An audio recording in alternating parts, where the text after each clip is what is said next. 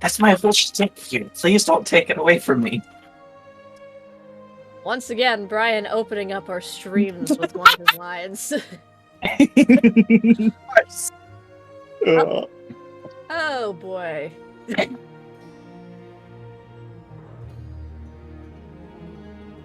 You get there? Well, Yeah. Jake just responded, Jesus Christ. I guess we scared him. Sorry, Jake.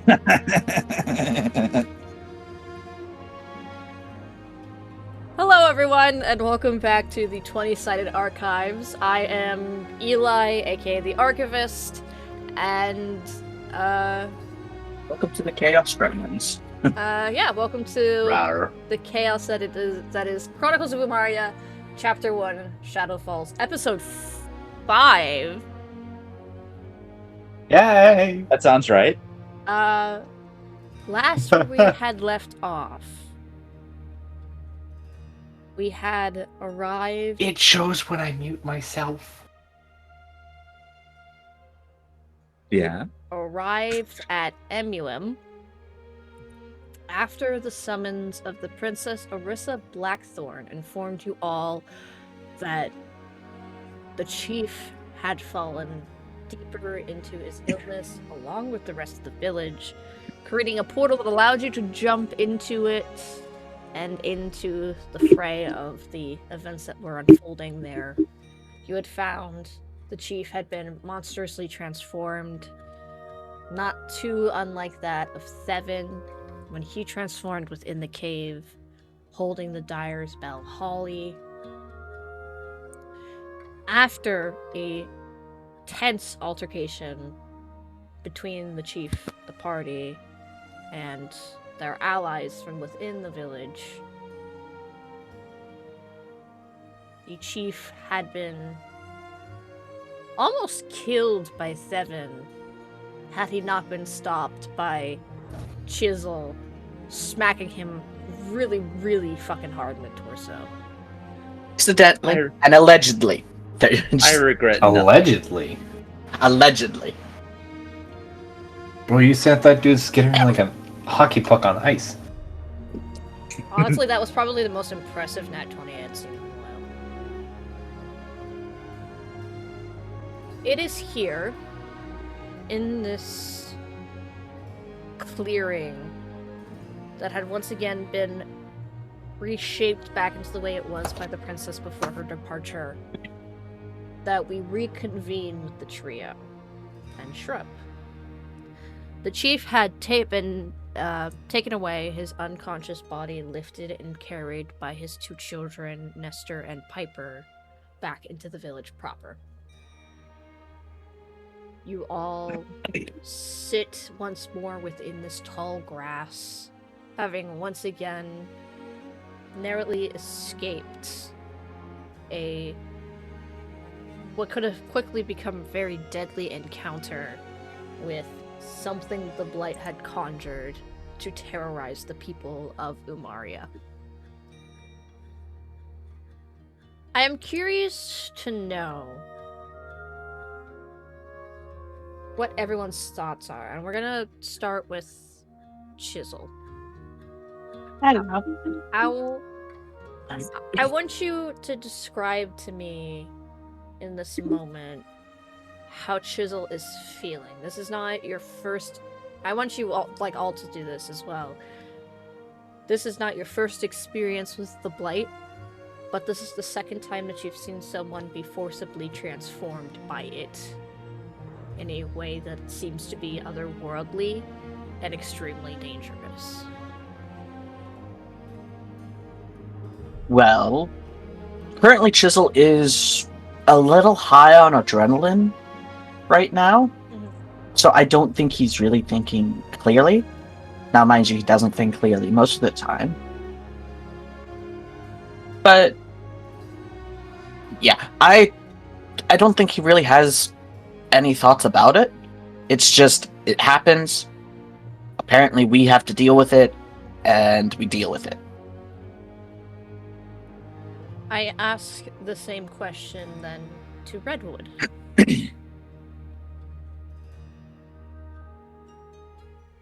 I think Redwood is more not familiar with transformation, but more easily accustomed to it, being part of what he grew up with. I think the bigger thing hitting him at this moment is how close it was to losing Shrub. He's a little bit rattled because he over-prepares and he wasn't prepared for her going down. And while everyone is taking this solemnity and trying to figure out what's next, Redwood is taking a different ideal and is trying to come up with a plan in case things go wrong again. Okay. I would like for you to DM me what that plan is at some point, either during the session or some point afterwards. But Shrub spends her time. You and Shrub are very much interconnected in a lot of ways. Being that she is your familiar and also has been your traveling companion for most of your life. So she understands the panic that you're feeling and is very much doing her best to assure you that she is okay. Now, I asked the question to Theven. So Theven last time ended the combat counter off at 1 HP. And he's more or less, I guess, comfortable, more familiar with all this crap. So he just found the most quiet place he can, get some sugar bread, whittle some arrows, and fall asleep. Okay. So, Brian, I hate to tell you this. Your avatar shows you with a giant muted mic thing over it. Yeah, that's what I was gasping at in the beginning. Yeah, I guess it's a new thing now. What? I was dying with a cough. I hoped just... Do you all return to the village? Oh, yeah. Okay. You return, and the place is not necessarily riddled in chaos, but it's definitely... People are moving quickly and sporadically. Healers are running from home to home, helping to administer this new potion. Ven Kashale is once again at that center table that was placed within the village, quote-unquote, square, working his magic to sort of place the potion into these sort of bowls of water that are quickly taken away one by one. The potion vial itself is small. The chief himself had been administered a decent, gulp of it, even though he only needed 1 drop. But in the ensuing panic, the princess had given him more than that. People are beginning to quickly show relief as soon enough the amount of healers that are running around as the time passes begins to dwindle more and more.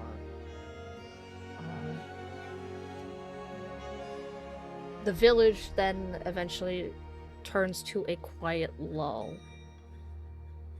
The people who are well are once again going back to making sure that the village is running smoothly. Healers aren't as frantic-paced as they were when you first arrived.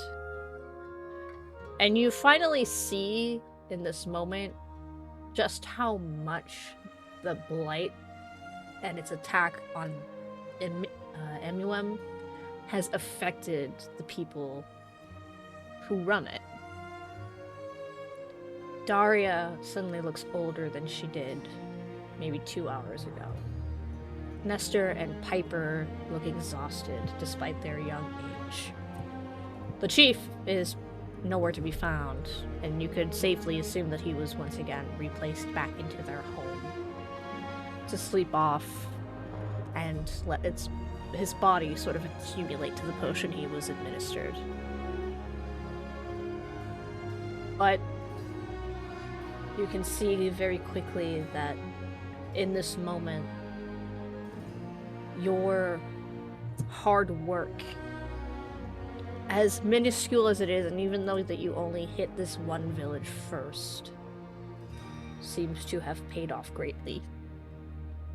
It's almost as if the area itself that surrounds the village has finally sort of relaxed its muscles and taken in a big sigh of relief. What do you all do?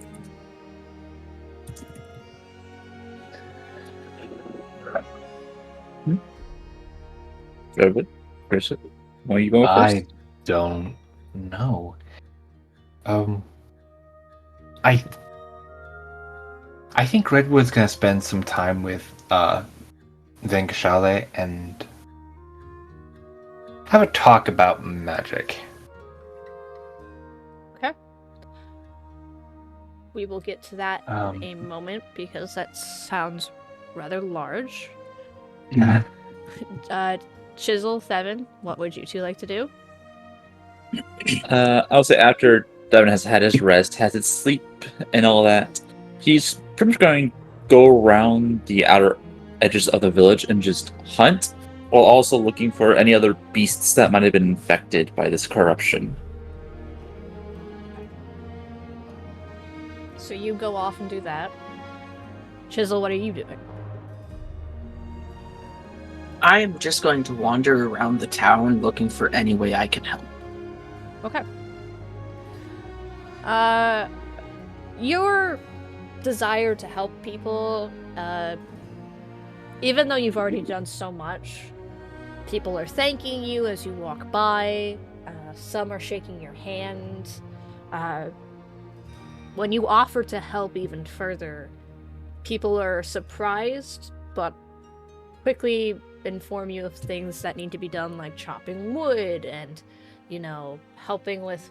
Some people are basically asking you to help with some simple house chores that they haven't been able to catch up on. There are some homes that have been sort of left to sort of at their own devices for the past few months, resulting in slight decay and need for repair.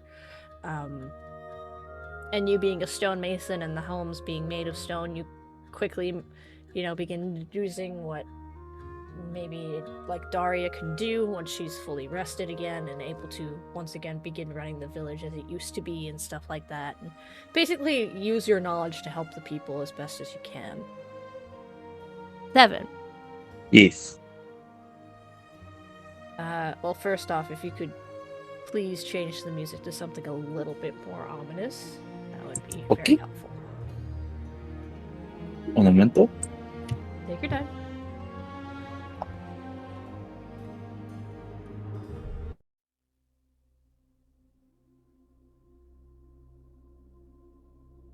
You begin trudging through the woods.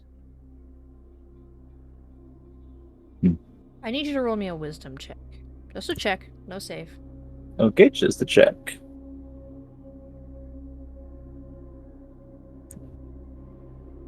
Okay. 11. As you move through the woods, your bow is drawn, an arrow has been already knocked. You do your best to survey the land around you, studying, taking in, noting things that may appear off or unnatural. And in doing so, you fail to notice that the land, even though it's still pretty early in the evening and the sun is still up when you went to go hunt, becomes dark. The trees and the grass and the shrubs are all still there. There's no sounds of birds or animals, no insects going at it. It is silence. It is darkness. and a gust of wind passes through, but that is still silent and it carries no smell. There are no stars in the sudden darkened sky, but pure midnight blue. Almost as if something had placed a thick blanket over the surrounding area that you now find yourself standing in. You are not in a clearing. In fact, you are in pretty thick forest. You hear... Devin just... Continue? Go ahead. Oh, that's just gonna say, Devin just kind of locks in, watches the tree lines carefully as he just calls out, "Alright then, come on, show yourself. Promise I won't bite." You hear the sound of claws scratching against wood, similar to how a bear or other great beast would prepare their claws for an attack or for a hunt. You hear twigs snapping. The problem is the sound seems to be echoing, bouncing off the surrounding trees and forests, so it's hard for you to pinpoint where it's coming from. Right then, eeny, meeny, miny. And I let loose an arrow in a direction where I think the sound's coming from, then quickly prop another one. Okay. Roll me a d4. We're gonna say, each number corresponds with a random cardinal direction.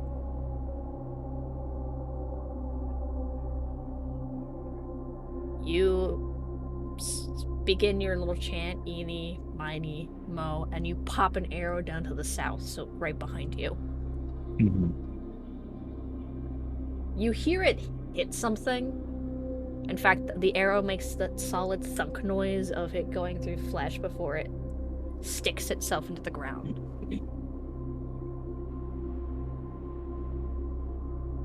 Do you go to investigate, or do you stay still? Devin is going to watch and wait for a moment. You watch. Is that you, Barras? You hear the sound of movement above you and a deep chuckle.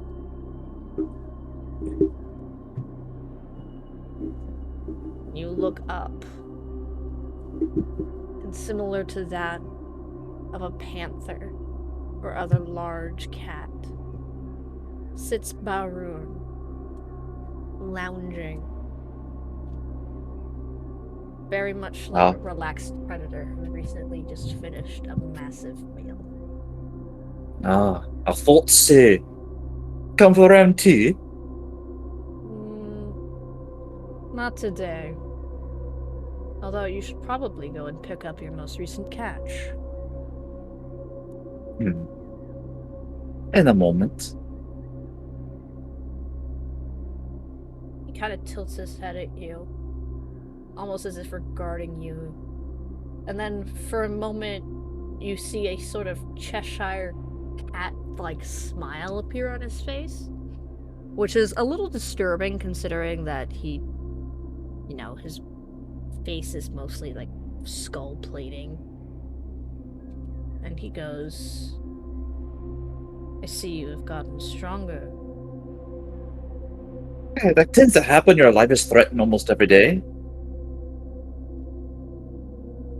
He hops down from the branch that he was sitting on and lands at the tree's base, sitting down next to it, and then his tail curls around. It's very clear that he is not making himself a threat to you in this moment, but he is making it very clear that he is also not here to be your catch, if that makes sense. Mm-hmm. And yeah, I thought I would realize this, but would still keep his arrow drawn and pointed at him. Mm-hmm. Just waiting for him to make a move, then I can just let it fling. Barun looks around and goes,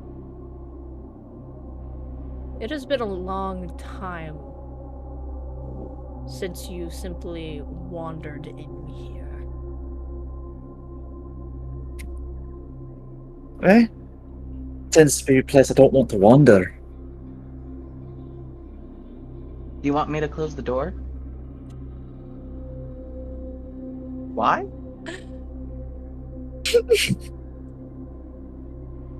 That might be IRL. Did you ask Holly if she wanted a BATH? Yeah. Okay, because she opened my door. Hey, Brian? Oh, I thought I had myself muted. No, you did not. No. It's okay. Yeah. This is cut the tension a little bit. It was a little funny. I, It was yeah, like, Holly just opened my door. it was, There. that was so good. Like I thought I had myself muted and everything. I even unplugged my mic and just then my earphones connected. Nope. You fail. I'll just go die in a corner. Is that your action? Yes. No, it's a reaction. It's a reaction. You watch him, Seven, as he takes in this space around you. And then, despite his playfulness, becomes serious for a moment. As much as you probably find me insufferable, I must pay you a true compliment for your willingness to act quickly in disposing of the human chief. As far as I was concerned, he was a monster. And monsters get put down. I don't do it for you or for anyone. I do it for me.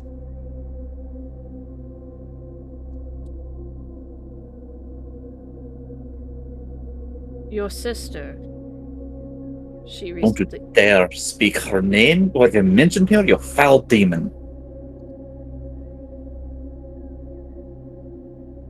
It's not as if I can't appreciate your animosity towards me, but in truth, I am not here to taunt. Oh, so you just have a face that's really punchable and very stabbable then? This is And a tone that makes you want to tear your ears off. This is the form that you gave me.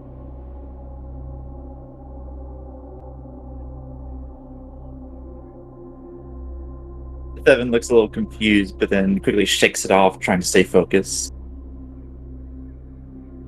Those many years ago, when you and I stumbled upon each other, I had no concrete tie to this realm. And then you gave me one. So, in reality, for that, I must thank you. But due to that, unfortunately, I am trapped. So, I guess for you, that would be considered a sort of blessing. A blessing bitched you on your ass. You watch as he, similar again to a wild cat, begins cleaning his paws before pausing and going.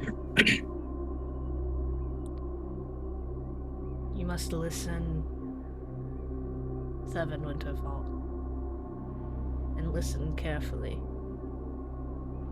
You are a hunter. Intelligent, swift, and deadly beyond belief. Of that I am aware. The world continues to shift. And the more it shifts, the more the balance teeters onto chaos. And as a proper hunter, I'll change with that world and bring it back to balance. He seems to turn somber for a moment as he speaks. I am unable to do anything within my own power. Sucks to be you then. If you would let me finish. You see me as a bringer of evil. And for that is fair. I cannot say that my actions in the past have proved me as anything but. But you must understand that sometimes evil is in place because there are things that cannot get past. What is it that you're after?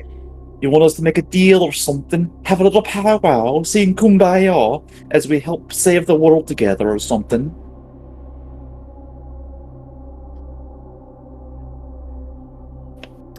How knowledgeable are you of realms that are beyond that of Umaria?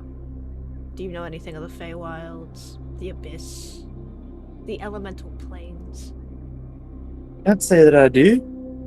It doesn't matter to me. I'll know what I need to know when the time comes. You see, he begins to become frustrated as he stands and goes, "Listen well when I tell you.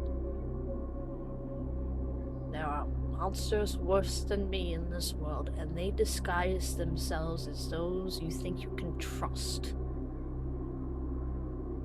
Your pride will be the death of you." And this is where you're mistaken. It's not pride.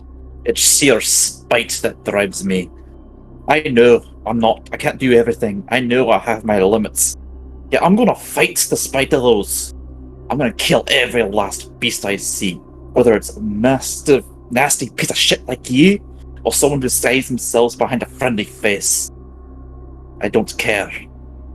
And when it's all said and done, I'll be the last monster I kill.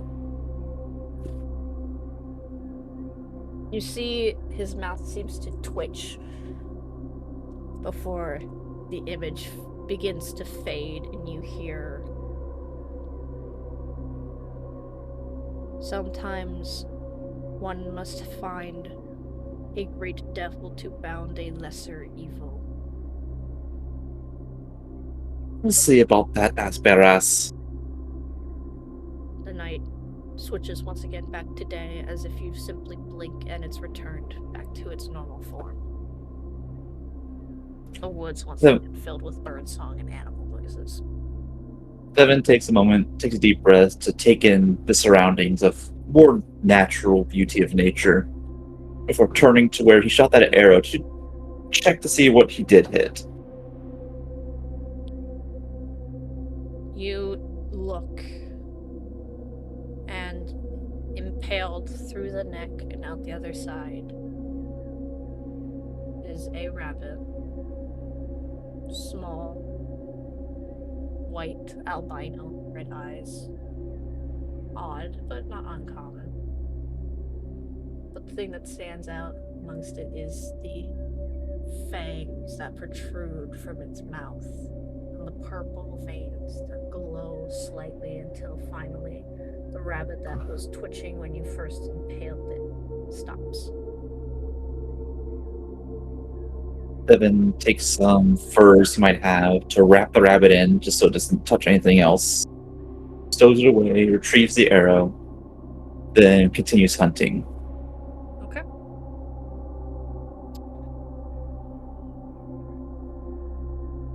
Redwood. We return to you within the village. Return to who? You. In the Okay. village. I didn't hear a name. I just heard we return to you in the village. You are resting. We can switch from ominous music now to something else if you would like. You are relaxing, taking a moment to yourself. You had requested Ven Kashali to speak with him at some point when he was available, as he had become busy. And I think it's around dusk. Night is beginning to fall. The stars are beginning to finally appear within the night sky. That you hear footsteps approach you as you sit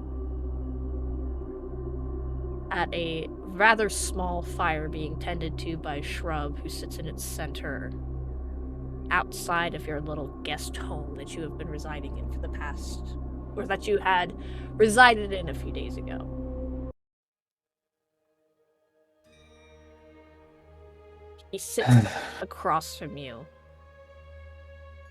looking tired, but willing to talk about whatever it is that is on your mind. Okay. Shrub. I'm going to have a word here with Ven, and I need a private conversation. If you'd like to go into town, find something more interesting to do, I can tend to the fire. Shrub looks surprised at this for a moment. You never have ever requested her to not tend to it, since she knows your discomfort with your magic and your affinity for fire. But seeing this as not necessarily a negative thing, despite her concern, nods and goes, "Okay, I'm probably just gonna go find some fish. I'll see you Go later." find Chisel if you want something to do. And she leaps up. Oh no! She leaps up out of the flame, runs off. You can see that her tail still has a little bit of fire, and you can't help but wonder what kind of mischief she's gonna get up to. I don't know what terror relation to the town, but I hope it's survivable.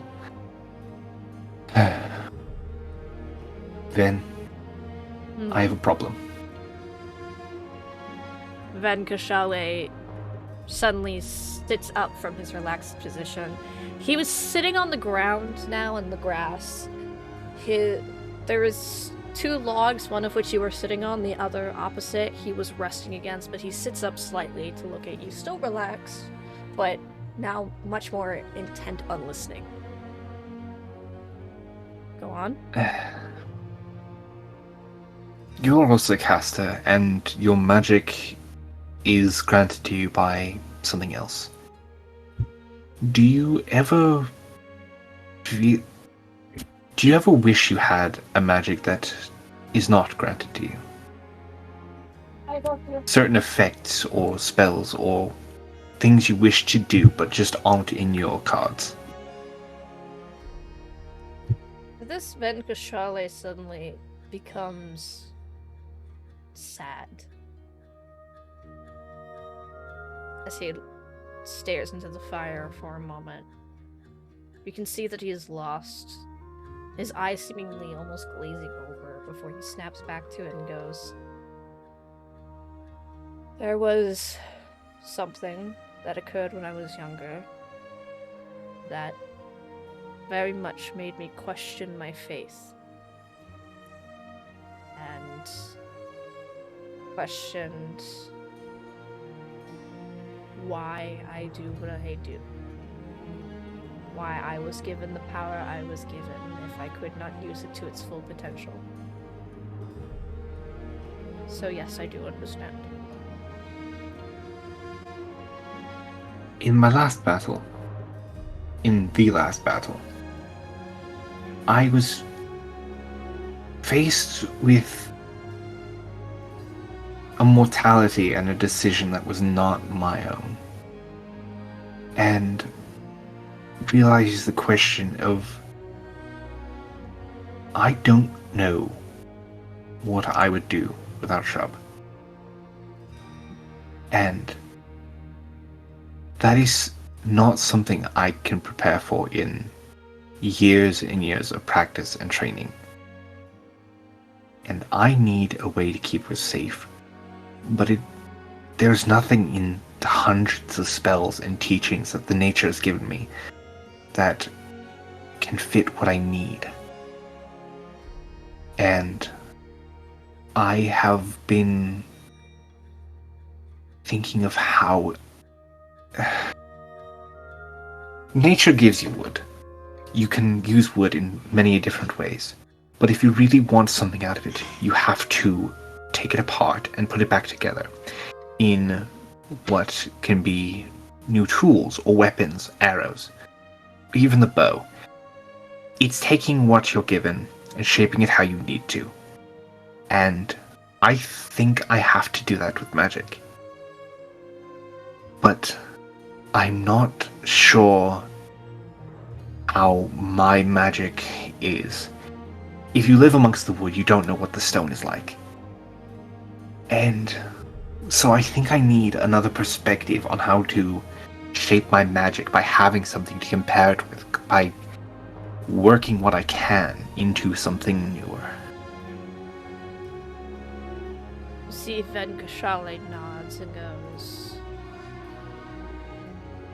I have heard recently a tale of a young girl, not too far away from the great forest that you used to call home.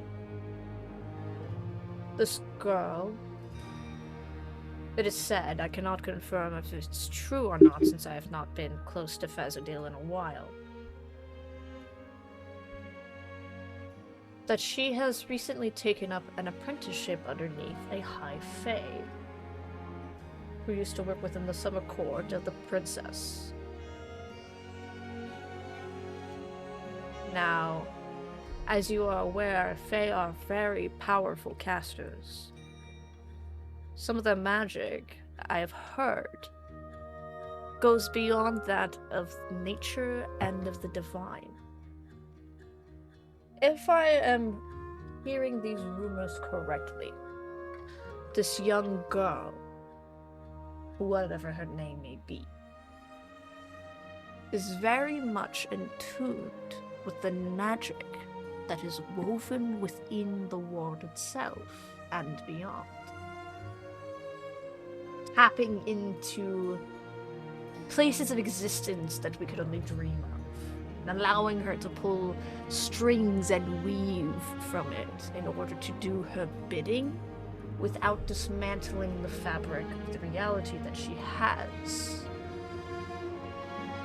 So it is possible. It's very possible, but it is also said that she already had an affinity for hearing said magic, or for sensing it, as it were. We as elves, due to our natural ties from our creation, have innate magic within us already. Not every race or every person can say the same. In fact, this young girl is human, if I recall correctly. Human. And she's also rather young. I believe she is only the age of 16. And she has shown remarkable progress. I do believe that she often travels between Fastiol and the Golden Sanctum regularly. Now, be it as it may, her teacher is rather strict on her studies. I believe the Fae called the term as to what she was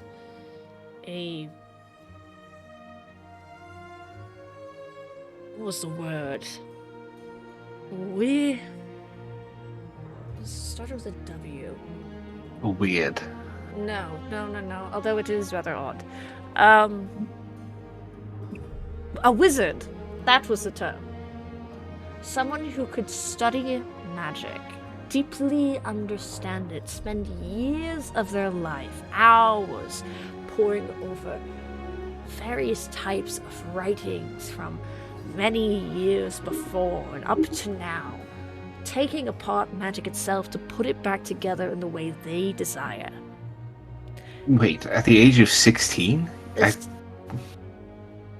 is the princess herself. Describes herself as someone known as a sorcerer, someone who is born with magic and the affinity for it and being able to mold it because it is part of her blood and her lineage. A wizard, from what I hear, is a person coming down from a long line of sorcerers, potentially, and tapping into that sort of innate magic, but needing to spend years controlling it. This young 16-year-old girl has only just begun, but she is showing remarkable progress. So in order to get farther, I would require more assistance, is what you're saying. You would need assistance, and you would need time. Now, I know that's not exactly on your side right now, considering all you have to do and understand about yourself and your companions, but I do believe if you spoke to the princess, you may get more answers. Unfortunately, I cannot fully say that everything that I have heard is true, because this rumor I heard many months ago. But if it is at all, even a slightest bit, holding any sort of truth, that may be a good place for you to start. Most definitely. I believe, if I am remembering correctly from speaking from the princess earlier, she plans on leaving tomorrow morning. So, if you wish to speak to her, you best do it tonight or before she leaves in the morning. Wait, speak to the princess about the magic. Oh. Speak to the princess about the girl. If I recall correctly, the person who is teaching the young girl is someone she was close to. I believe an elder of some sort, an advisor. I was mildly confused for a second. I thought you were saying the person in Fazil was the princess. No. No, I cannot travel the country that fast. But well, okay. Better to talk about magic than a magical person. Oh, I don't know how to approach her though. She has these strange titles about her, and I don't know what the hell they mean. If I am correct, Princess is not too unlike a Grand Chief or a High Elder. Okay, am I supposed to salute? Am I supposed to bring an offering? No. Simply treat her with respect. For she is... Her guards are rather scary. Rather terrifying. I've never seen creatures like them before, and they're highly protective of her. But she is very important from the land that she comes from. The best way to describe her title is it's almost as if multiple villages within Umaria on this side of the world came together, and each leader came into a position of power as a result, but they all decided on one individual to act as both a representative and a leader. That seems interesting. Well, that seems counterproductive, because how would you be able to know everyone in the You know what? I just treat her with respect and hope she can give me some clear answers in a language I understand. Ben Kashali just shrugs and goes, I don't understand it any more than you do. Believe me, I was just as confused when she tried to explain it to me. Well, I guess I am in for a longer conversation with her. Thank you so much for the history lesson and the gizzard and the knowing where to go. It's also pronounced wizard, not gizzard. Wizard. W. It does not matter. Oh, before you go and head off to speak with her, I should inform you. I will not be traveling with you to your next destination. Oh. I unfortunately have some matters I must attend to of my own. However, if you inform me of where you will be going afterwards, wherever your next destination may be, I can meet you, hopefully in time. Well, hopefully if I get this carving thing down right, I might be able to find a way. Van Kashali nods and goes, I wish you the best of luck. Oh, me too. He then stands and heads off back to his own tent to rest for the night. I've got to go see the princess about a lizard? No. Are you going to save that conversation for the morning, or do you want that to happen now? I don't trust Shrub out for too long, so I'm going to do the conversation now. You find the princess eventually. She is sitting near a home, not too unlike yours, a little bit further away from the entrance. Surround her home itself, the door is open so you can see right into the home where she is sitting and moving through. There are two guards standing at attention at the front entrance, keeping an eye on people who move through. And on top of the dome of the home is the leader, the one that looks odd even among the creatures, for his coloration is different. And he is sitting there, lotus style. You do not see his weapon, but he does see you as you approach and goes, "State your business." I wish to speak to the princess about a gizzard. Oh. Lizard, no. Take your time. I will understand. She will hopefully understand what I'm talking about if I provide a little bit more context. I just need a conversation. I do understand what you're talking about, and it's pronounced wizard, not gizzard or lizard. Okay. W and Z are at the end of the alphabet. You only put one of those in a sentence. It's honestly nonsense. He just kind of shrugs at you and goes, "Listen, I'm made of plants." And if it's meant to be like wise man, why is it a Z and not an S? He once again looks at you and just kind of does like that hands up sort of motion, like, what do you expect me to say to this? Honestly, you should just call it mage. I just work here. Please don't do that. He looks at you as you begin to spiral and goes, "Sir,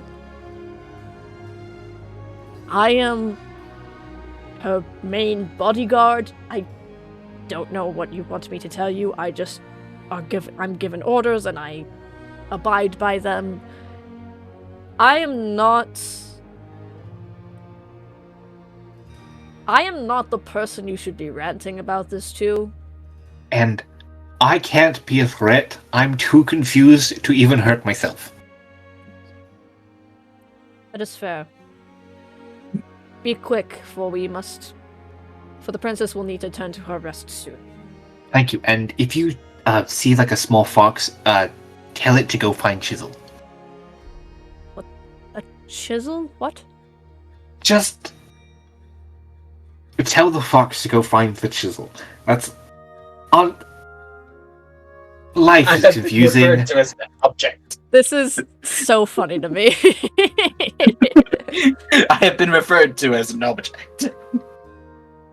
This is like two people living completely separate lives, and one person says fucking brachioradialis, and the other person's like brachiosaur? Literally, motherfucker, this man's made of plants. And you're like standing here being like, I've been told to talk to the princess about a gizzard lizard. And then after ranting for 5 minutes, he's like, dude, I just work here. And you're like, tell a fox that's on fire to find a chisel. I didn't mention the fire. Oh, that's right, you didn't. Just, if you see a fox, tell it to find the chisel. Please just go in before I You start. sound so inebriated. This is how you get past security. You bamboozle. Confuse them to the point of no return. Discombobulate. Okay. You are allowed entry into the princess's home/chamber. Due to the princess's height, her home that she is residing in for the evening is actually, even though the whole, like the domes themselves are maybe no more like than 4 or so feet tall from the ground up, but to get into them, like you would have to like duck down and open the curtain, and then there's like a slope that leads you into the main like floor/room area. Joke's on you, I don't have to duck down. This this particular home is no different, except that the floor is much, like the slope is much longer. In order to get in, she is a very tall woman. She actually stood to about like 7.5 feet tall. And her wings are very much massive, even in their relaxed state. She is moving through the home. You actually see her, like, at one point there's like a single side door that deeps further and like goes underground, and you actually see her go in for a brief moment, almost to like grab something before coming back out. And then she sees you and she goes, "Oh, hello." Redwood, like, claps his hands together like a little prayer and points them at her. Venkashale told me you know how to carve magic.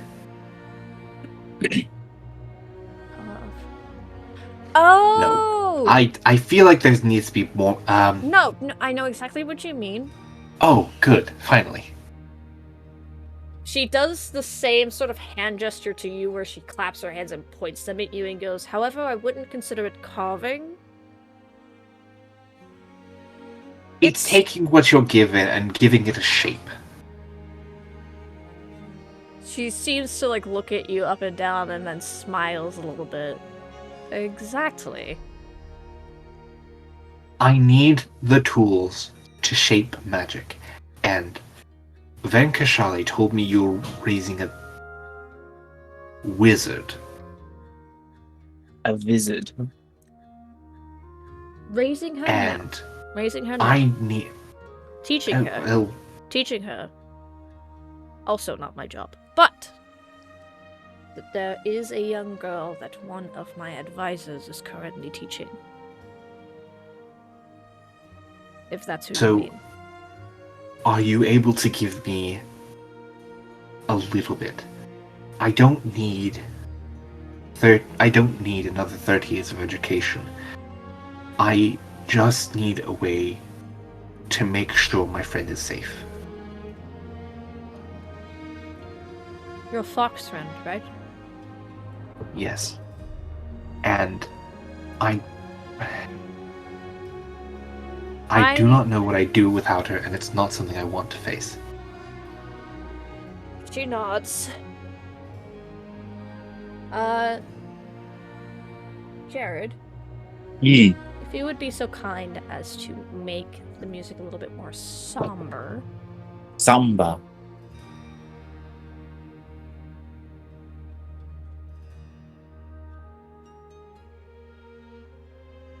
Computer's been slow today, so apologies. No, you're good. Take your time.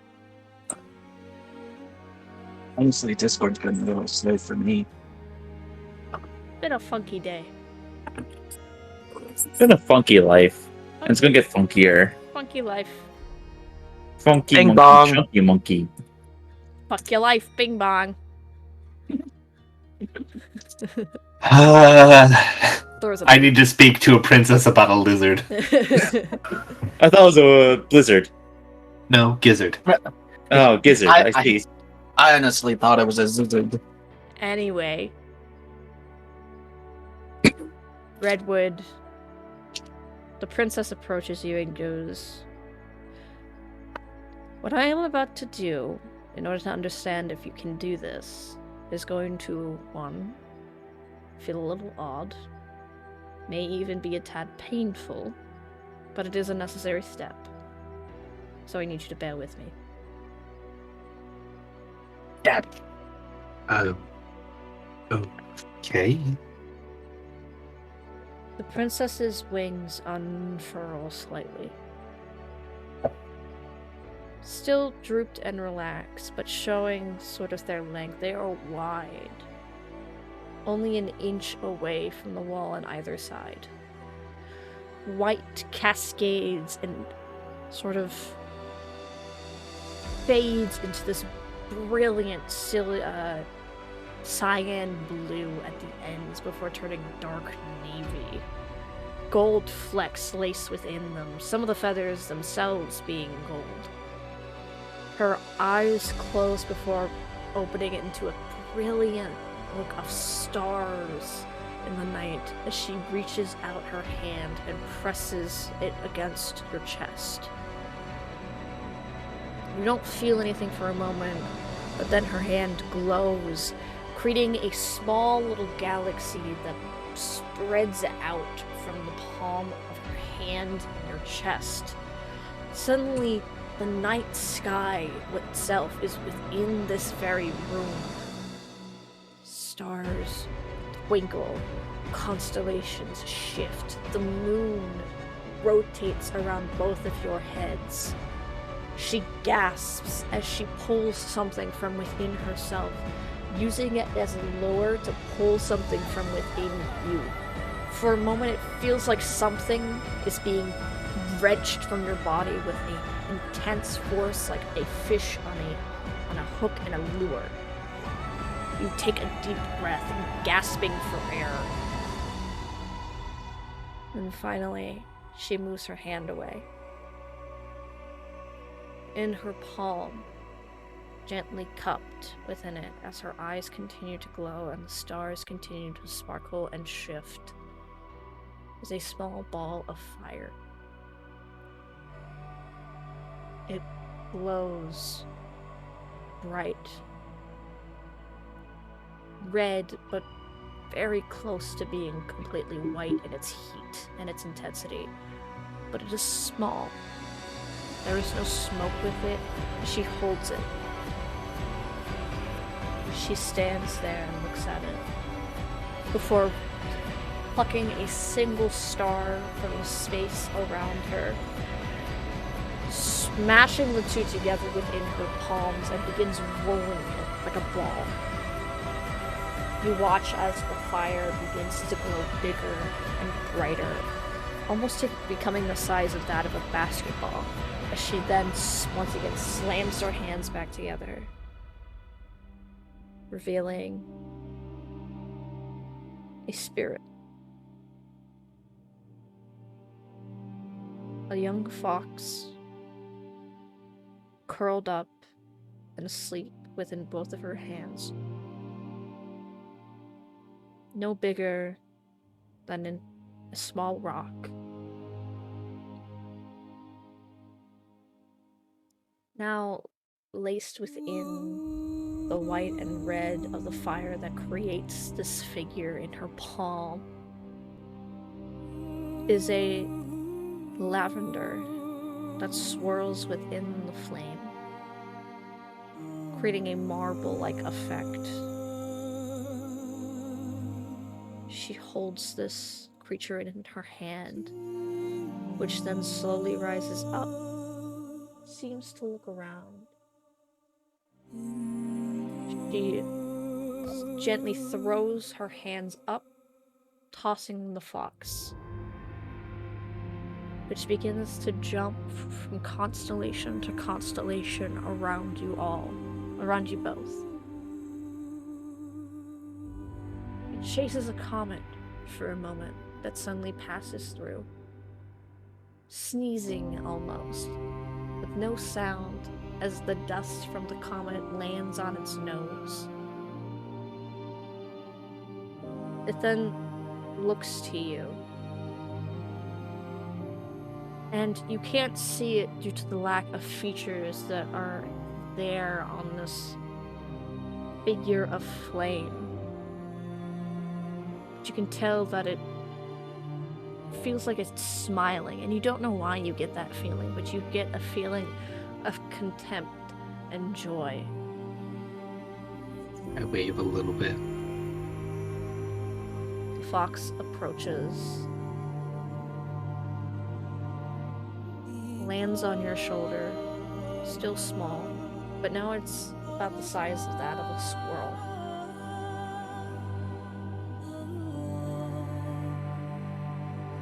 For it crawls down your chest and places itself over your heart, curling up and sinking into your soul once more. You now have the magic initiate feat, Mage Hand. You feel a thread that you didn't know was there before. You felt connections to the divine and to the natural world. You are a druid that had been touched by a cleric that allowed you to have a pathway to look into that side of the world, contacting a goddess somewhere within her domain for but a brief moment.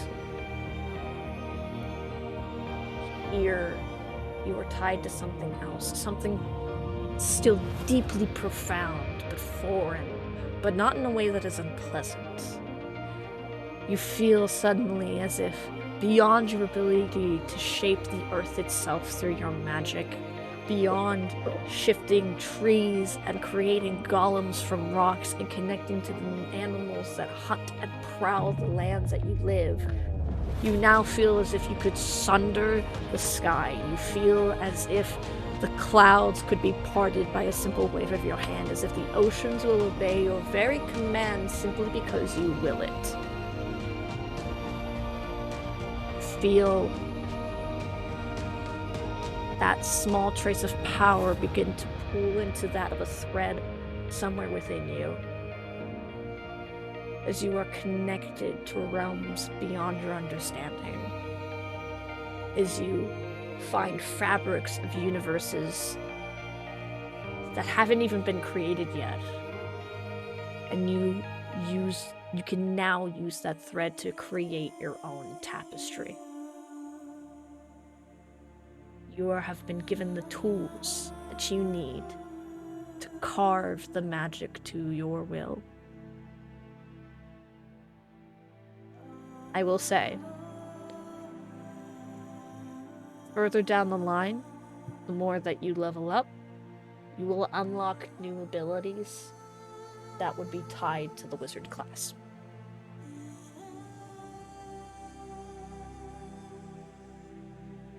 Stars, the galaxy, and the moon, the aura of magic that you can now feel in this area, in this space, fades away. The princess returns back once more to her resting position of rest, her wings once again folded against her back. She smiles at you. You are a very interesting individual, Redwood. Your soul is not just touched by the world that is here within Umaria, but by something else as well.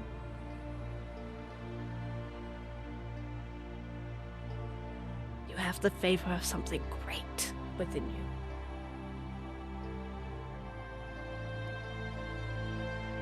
I think Redwood is just completely stunned in this moment. Not really gazing at anything but like a point beyond the princess. Just the internal thoughts of there are worlds beyond our own, and it still looked like a fox that loved me.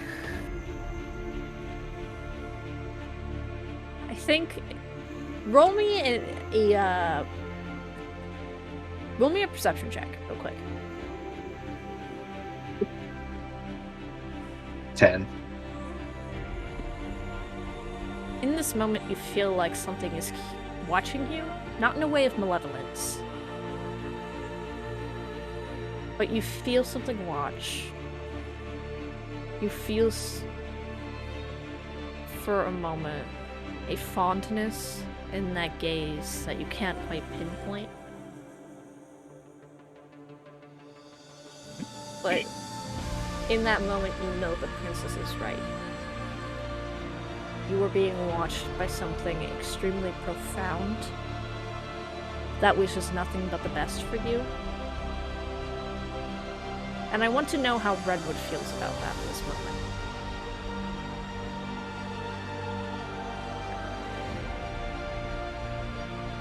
I think, besides that starstruckness, the fact that he feels something different looking over him, I feel is more calming than anything. Because he's seen stars beyond the stars. He's seen work of celestials, the work of magic. And the idea that something bigger is looking after you, it's kind of like when you're a kid and you're alright running around your backyard because your mom's in the kitchen. And yeah, you're gonna be fine. Shit is wild, shit is crazy. Things might happen. Something's there. And yeah, it's a weird comfort. You release a breath you didn't know you were holding. The princess regards you as you intake all of this information.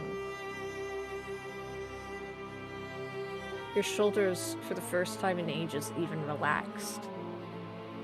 You don't feel a tension in your muscles as much as you normally do.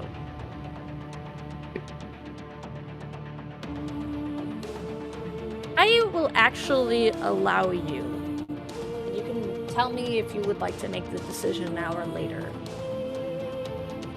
I will permit you to multi-class into wizard.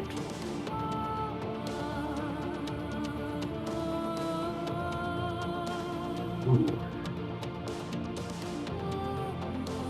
I'm going to look at my hand for a while and I think get back to you. Got it. We go now to Chisel.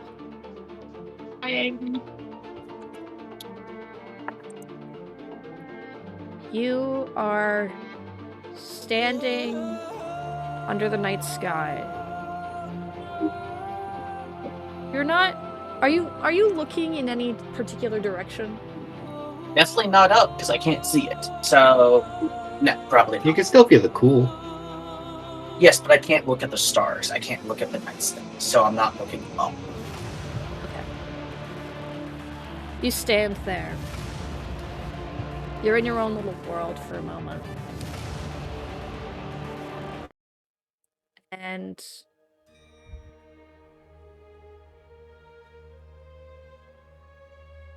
all is peaceful and calm for you where you are right now.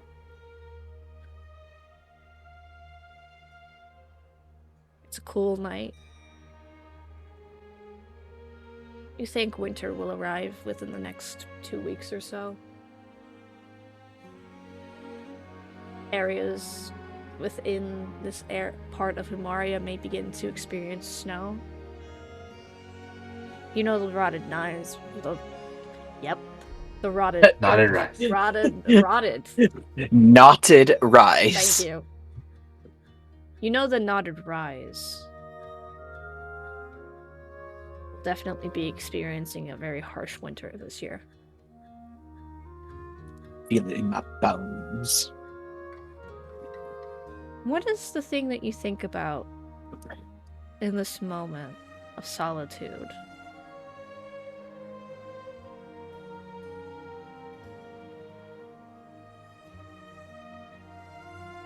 Honestly, Chisel would be thinking about what the grass looks like, what the people's faces look like, just trying to draw a mental picture for himself. What the stars and constellations look like during the night sky, and just what the village looks like during peace. You try to imagine. You lost your vision at a very young age. Practically a toddler, yes. If based off of human age. Right. Gnomes are weird with aging. A lot of races in D&D are weird with aging. You try your best to sort of think, what were facial features like when you were young? What did darkness look like? What did light look like? What did stars look like? What did stone, grass, all of it? What did it all look like? Think to that accident. Roll me an insight check. I have proficiency in insight. Yay! Wow! Okay. You look inside, you look back at your memories. For you, your memories are just darkness and sound. Obviously, when you get older, memories begin to sort of fade and warp and change. Then you realize something a little odd. The memory of how you lost your vision. It's not there. One day, you had it and then it was gone. And then all you saw was darkness. You remember the days that happened after. The feeling of bandages over your face as your wounds healed from whatever happened. You remember your parents telling you that it was an accident. You remember learning how to go about your life as a now blind individual. You remember feeling helpless for a while. And then you remembered your conviction to try and find a cure. You remember the day you stumbled upon Venkashali. The day that you received a missive from the Oracle's order.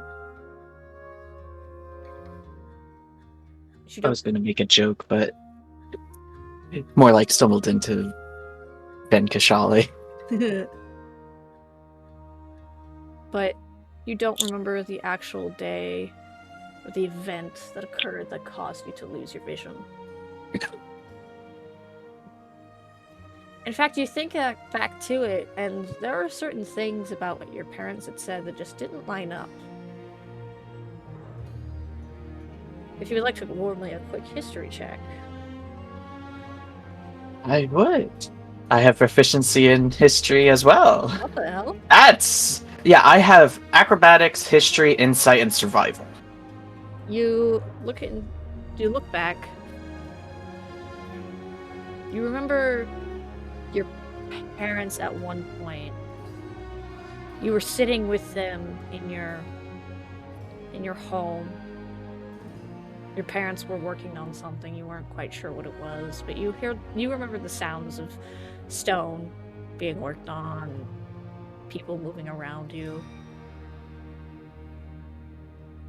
You have very much begun to learn who is who based off footsteps in order to know who's arriving.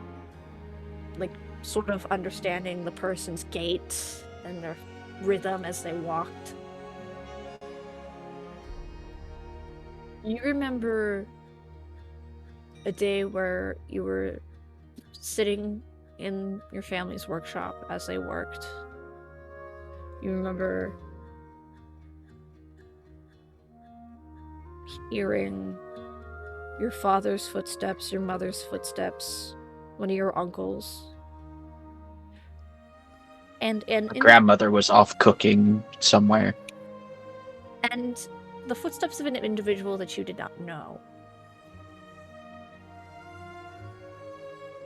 This wasn't the first time that this had happened during the time of your healing either. It would happen a few more times. Each time, it would end with the strange figure going down a set of stairs that you do not remember having been there before. They would be gone for a few hours before they came back up and walked back out of the home with your mother, father, and uncle. You also remember your parents whispering to each other occasionally when they thought you weren't really paying attention. But your hearing had, due to your lack of vision, gotten better and more acute. You remember other family members besides your mother and father say somewhat conflicting things about the accident. Something fell. You tripped. Something splashed into your eyes. You run a hand over your scars on your face. I will let you either roll me a nature... Roll me a nature check, please.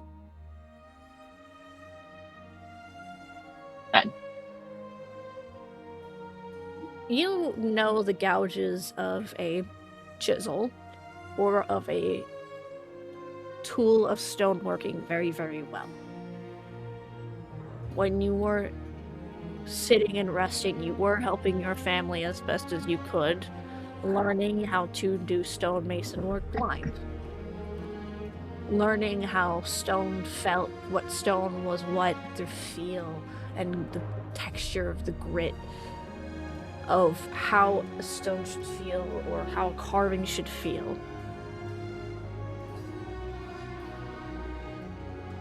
You run your hand over your eyes, over your scars. These injuries do not feel like they were inflicted by a tool, but an animal. By a what? By an animal. Or something animal-like. Seven, just in the bushes. Russell. You feel that there is several scars along your face. Typically, if a tool or an item had simply struck you once, you would have a single scar going across your eyes, but you have 3. One somewhat long one that started right about at your temple on the left side of your head and went across, stopping just short after the corner of your right eye. A third one that goes from the upper eyelid close to the bridge of your nose on your left side over, meeting just to like the bone where the temple starts on that side of your head. And then a final one that passes over the center of your nose and reaches across over to the end of your cheekbone on your right side. On the lower sort of portion of your eyes. Don't get me wrong. The scars aren't thin by any means. but they start jagged and end thin.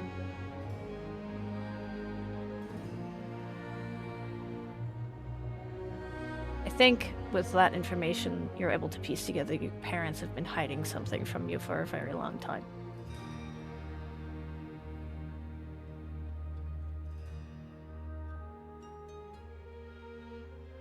Well, I don't think it's time to panic. So, Chisel is just... He's always had a problem with sitting still, standing still. So, while he is currently thinking, I'm going to say he starts to wander. Just wandering around the village, making sure not to go too far, but his mind is elsewhere and his body is taking control. You begin wandering around, and I think as you're wandering, since you're unable to keep still, your hands also feel like they need to be doing something. You start fiddling with the amulet of the oracle around your neck. Work is very much... The stone itself feels very newly carved. The work is very familiar to you. It is your family's work. Each individual within your home had a specific sort of set of skills in stonemasonry that they were particularly proficient in, and so that would be a task that they would mainly take the mantle of. You have a younger cousin who you know is rather particularly proficient in rune carving.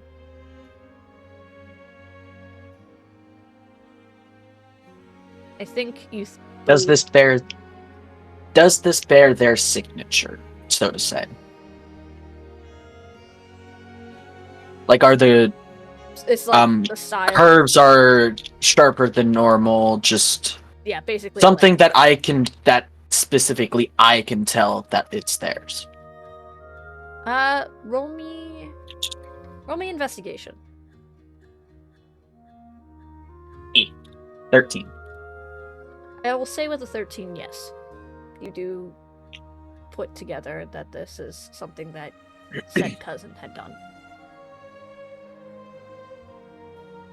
It's not smooth. Like, anyone who typically has a necklace would fiddle with it, right?